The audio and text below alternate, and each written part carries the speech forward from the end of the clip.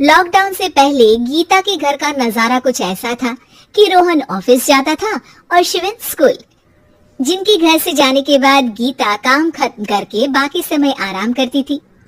लेकिन लॉकडाउन के बाद ऑफिस और स्कूल घर में ही खुल गए और इससे गीता का हाल वो तो आपको देखने में ही मजा आएगा। शिविन, ओ शिविन, महाराज उठने के लिए क्या 21 तोपों की सलामी लेंगे? अरे बिस्तर से बाहर निकल, ऑनलाइन क्लास स्टार्ट होने वाली है। अरे तुम भी हद करती हो, स्पीकर की तरह चिल्लाने की क्या जरूरत है? दिख नहीं रहा मेरी कॉन्फ्रेंस चल रही है। अब कैमरा और स्पीकर ऑन कर रहा हूँ, मुझे कोई शोर नहीं चाहिए। इस पर जैसे ही रोहन लैपटॉप का कैमरा और स्पीकर ऑन करता है तभी कुकर की सीटी बजती है। करा लो अब इसे चुप। लॉकडाउन नहीं हुआ, मेरी मौत का फरमान जारी हो गया। दोनों बाप बेटे ने नाक में दम किया हुआ है। ऐसा बोलकर गीता वहां से शिविन के कमरे में पहुंच जाती है, जहां शिविन अभी भी सो रहा होता है। ओ आलसी, अब अगर 5 मिनट में नहीं उठाना तो आज तेरा गेम और यूट्यूब कैंसिल। माँ की बात सुनकर शिविन बिना 1 मिनट गंवाए उठ खड़ा होता है।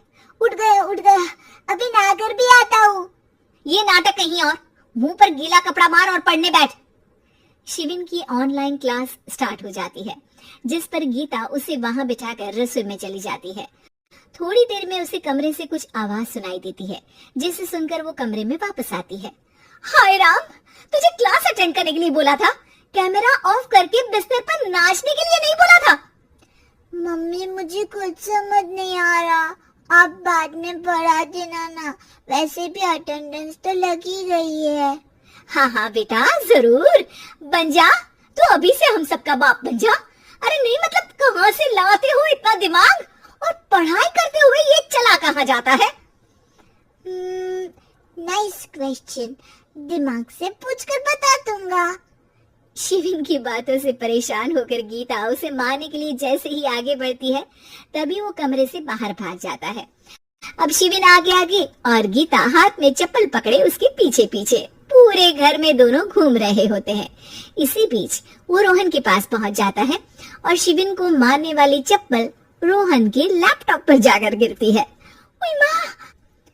मम्मी, अब पापा को चप्पल मार रही हो? वो आज तक के रिपोर्टर, चुपचाप जाकर क्लास अटेंड कर ले, नहीं तो अगली तेरे पीछे लगेगी। इस पर शिविन वहां से चला जाता है, जिसके बाद रोहन गीता से कहता है, इस सर्कस के लिए कुछ बोलना चाहोगी? अरे क्या करूं, जब से तुम दोनों घर में रहने लगे हो, घर अपने आप ही सर्कस बन गया है और मैं तुम्हारी नौकर। कभी बेटी को संभालो तो कभी बाप के नखरे उठाओ। इन्हीं सब उथल पुथल में दिन बीतते रहते हैं, जिसमें हर रोज घर के अंदर कुछ नया सियप्पा खड़ा मिलता है, जो ज्यादातर शिविन और रोहन के ऑनलाइन स्कूल और ऑफिस से रिलेटेड ही होता है। एक सुबह, शिविन चल उठ, आज की क्लास जल्दी है। कैमरा ऑफ करके आप अटेंड कर लो। अरे ऐसे छित्तर पड़ेंगे, दादी नानी सब एक साथ याद आ जाएंगी। गीता की लाख मशक्कतों के बाद क्लास तो खत्म हो जाती है, लेकिन उसके बाद शिविन फोन इस्तेमाल करते हुए इंस्टाग्राम रील बनाने लगता है। रसोड़े में कौन था?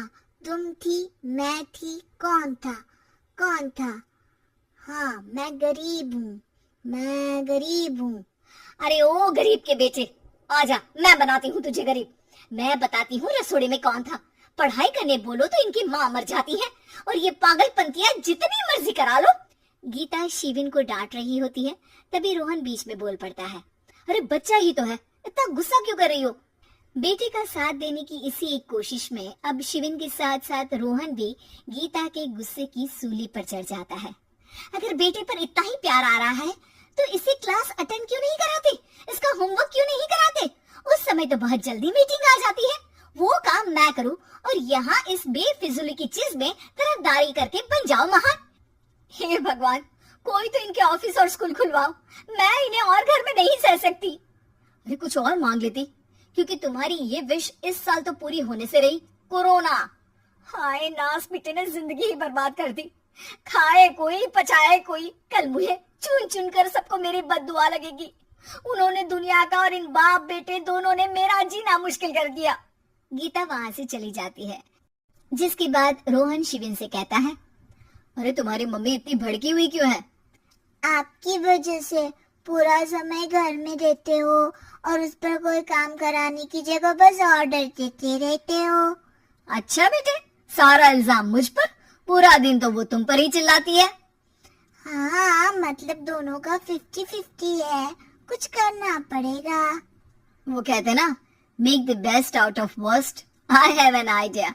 वैसे तुम्हारी माँ सही कहती है, बहुत जुबान चलाने लगे हो, कम बोला करो। अगली सुबह रोहन और शिविन अपनी गलती को सुधारने के लिए गीता के उठने से पहले घर का आधा काम खत्म कर देते हैं, जिसे देखकर गीता खुश हो जाती है और फिर बाकी बचा काम वो तीनों मिलकर पूरा कर लेते हैं। जिसके बाद अब वो सब मिल बांट कर हर काम में एक दूसरे की मदद करते हुए लॉकडाउन का मजा लेने लगते हैं।